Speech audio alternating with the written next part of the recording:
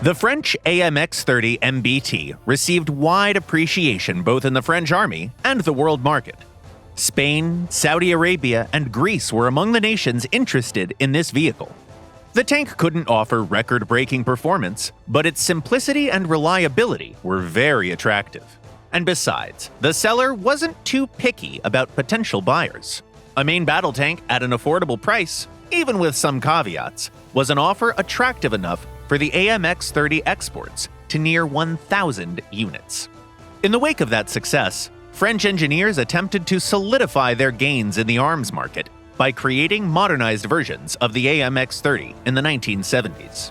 Built on the platform of the predecessor, the AMX-32 could offer reworked armor, a stabilized cannon with a new fire control system, and an ability to equip a 120mm cannon.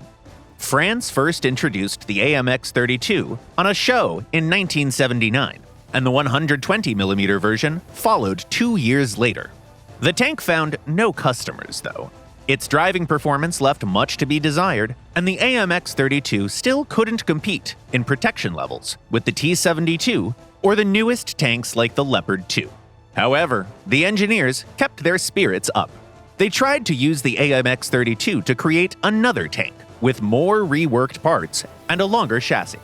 The newly designated AMX-40 was equipped with a more powerful 1,300 horsepower engine to alleviate some of the past issues.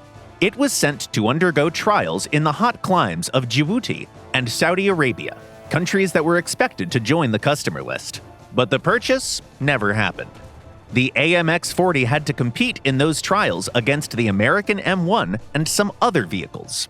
It performed well overall, but was inferior in details. For instance, its tracks had a much shorter service life.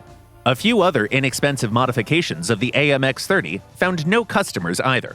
One of those was the AMX-30 Super, designed by German companies, that had a stabilized cannon and a new transmission. France's own army wasn't too enthusiastic about the upgraded AMX-30 either. The command was not ready to compromise, looking exclusively for a new generation tank, be it a domestic production or a foreign purchase. After many years of labor, France made the Leclerc, a much more advanced design than any of the AMX-30 versions, and one of the most expensive tanks in the world.